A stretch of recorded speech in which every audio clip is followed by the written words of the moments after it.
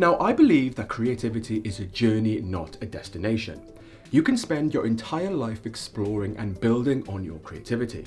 Everyone's path will be different, some longer than others, but as long as you keep traveling, you will eventually reach your creative goals. I believe the key to building your creativity is to keep moving, keep exploring, and keep learning. If you stand in one place, you'll never know what is around the corner, and you're not going to explore the true depth of your creative potential. And it's not just about moving, it's also where you go that's important. Okay, so you may be thinking, well, that's a nice sentiment, but how does this manifest in reality? What are the things I can do as a creative person to keep moving and build on my creativity? Well, in this video, I'll be answering a question from Fifi Godsend, who asks, how can one build upon his creativity? How can one be more creative in design? Now, a few things you can consider to increase and build on your creativity are 1. Get off the computer. 2. Explore more styles. 3. Don't follow trends. 4. Don't repeat yourself. And 5. Learn a new skill. In this video, I'm going to discuss each point in a bit more depth, which I hope will encourage you and help you build on your creativity. 1. Get off the computer. That's right, people, it's time to get old school. With the advances in technology and a new gadget on the market everywhere you look, it's no wonder why creatives feel the need to use technology to be or at least feel creative. Now, don't get me wrong, I love a new gadget, and yes, in today's world we all use computers in a commercial sense. But have you ever noticed that all computers seem to do is imitate and play catch up with traditional creative means? The iPad just wants to be an infinite digital sketchbook. The computer aims to make what once took hours, days and weeks only take minutes and hours. It's all wonderful stuff and certainly comes in handy, but it's nothing that we can't do without. I feel the only true innovation a computer will bring to creativity is AR and VR, but that's another conversation. Be ideas-led, not computer-led. The problem with computers and using digital creative tools is that they are always making you take action. They are action-based. Just take a look at Adobe Photoshop or Illustrator and see how they are always offering you quick ways to do things. Their goal is to make your process easier, quicker, and more streamlined. Great, right? Yes, these tools are super helpful, and yes, they help us artwork our ideas into great work. But the big problem with digital creative tools is they don't encourage you to think, only to do. So if you're the type of designer who jumps straight onto the computer, then by default you're skipping the crucial thinking, ideas generating stage of the design process. When I tackle creative projects, I always start off the computer with a humble graphic pad. I complete my research and ensure I fully understand the brief. Then it's just me, my ideas, and my sketchpad. Only when I've captured something magical, which can sometimes take days, then do I take my ideas onto the computer and bring them to life.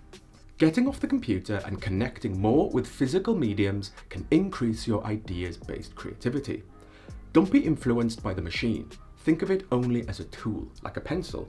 Spend more time exploring your ideas off the computer and away from digital creative tools. Embrace the rawness of sketching. It's here where accidents can happen, and who knows what magic you may stumble upon. Remember, idea over function, not function over idea. Number 2, explore other creative disciplines.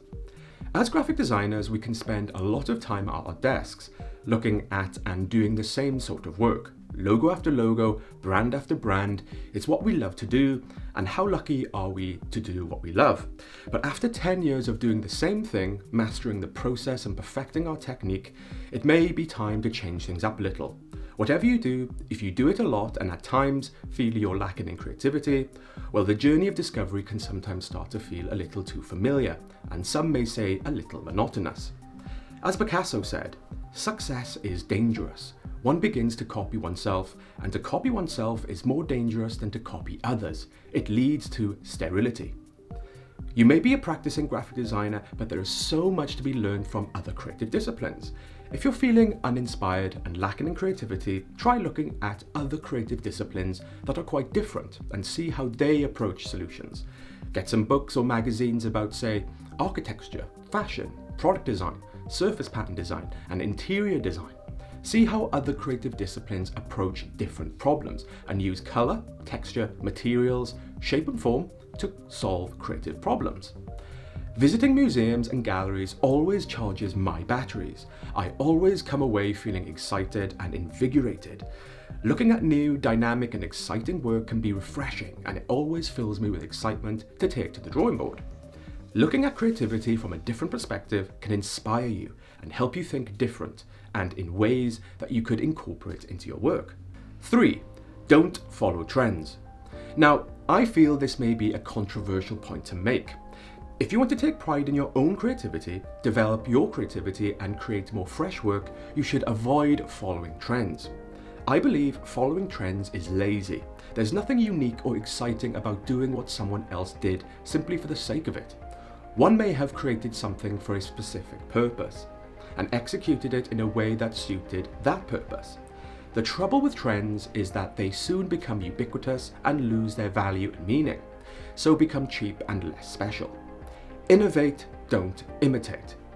When developing your creative and design, you will be solving specific problems and looking for creative solutions for specific qualities that come out of a brief. Every brief will be different, and trends tend to be a one-size-fits-all solution. Avoiding trends is going to encourage you to think of new ideas and take a more fresh approach. Now, this is not to say you can't take inspiration from what you see in culture, but avoid imitating too much. Aim to think differently and seek meaningful and relevant solutions.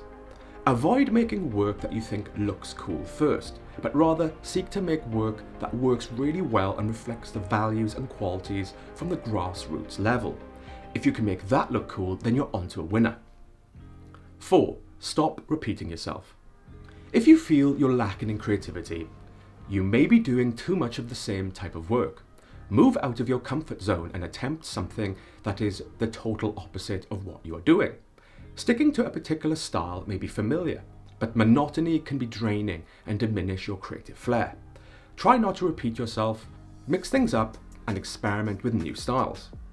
Whatever style you're using, ask yourself, what would the complete opposite look like? If you do a lot of 2D work, what would the 3D equivalent look like? If you do a lot of slick digital work, try a more handcrafted approach. If you do a lot of static work, try animating your work. If you do a lot of logo design work, well, why not try your hand at, say, illustration? If you do a lot of digital screen work, try your hand at something more tactile like screen print work. If you do a lot of slick minimal work, use more texture. If you're inclined to do safe work, try and be bolder and riskier. You can always rein it in and dial it down later. Think what your opposite is and have a go. This will only encourage you to explore a new look and feel or approach to your work, where you may stumble upon something fresh and find yourself in a new and exciting place creatively. Which brings us to the last point. 5. Learn a new skill. After doing things a certain way for a long time, we can often find ourselves niched in a particular style or using the same method and tools. Exploring new ways of doing things can encourage creativity and will often require you to learn a new skill. Don't be afraid to expand your skill set and step out of your niche. If you do a lot of 2D work, look into learning 3D software to bring a new dynamic to your work. Blender, for example, is a free open source program to help you with 3D artwork. If you do a lot of digital work using typefaces and vector graphics, look at using a graphics tablet to give a more personal touch to your work. Create your own typefaces, illustrations, and icons that you can incorporate into your work. If you do a lot of screen-based media, then perhaps look at ways to create using more tactile mediums like paint, ink, or screen print. These methods provide a more hands-on experience that may just rekindle your creative flame. Set yourself a challenge, where you may do something over a set period, like a 30-day challenge. At first, you may find it hard and perhaps won't be that good at it. You may even want to give up. But if you continue every day and see it through, you will soon see real incremental improvements and progress, which is really rewarding. Learning a new skill will encourage you to think and do differently. It opens you up to new possibilities and can add to your professional repertoire, therefore increasing your creative opportunities. So, I'll say it again. Creativity is a journey, not a destination. It's about getting back to the grassroots and getting up close and personal with your creative side. Get off the computer, explore different styles of design and try something new. If you keep walking down the same street, you'll never know what's down the other streets. Stop what you're doing and think, how can I do this differently? Explore a different aspect of design and challenge yourself. Remember what brought you to design in the first place. Let the uniqueness and freshness of your ideas run free and you'll find your creativity continues to build and develop. So what are your thoughts on creativity? What do you do to build on your creativity? Have you tried any of the techniques I mentioned in this video? Be sure to share your thoughts in the comment section, and if any of you have any other questions regarding design, be sure to pop them in the comment section or email me at creative@garethdavidstudio.com and I'll look to get back to you with a thorough answer. Also, be sure to hit that subscribe button as there will be more design Q&A videos like this in future. Until then, have fun guys, and I'll see you next time.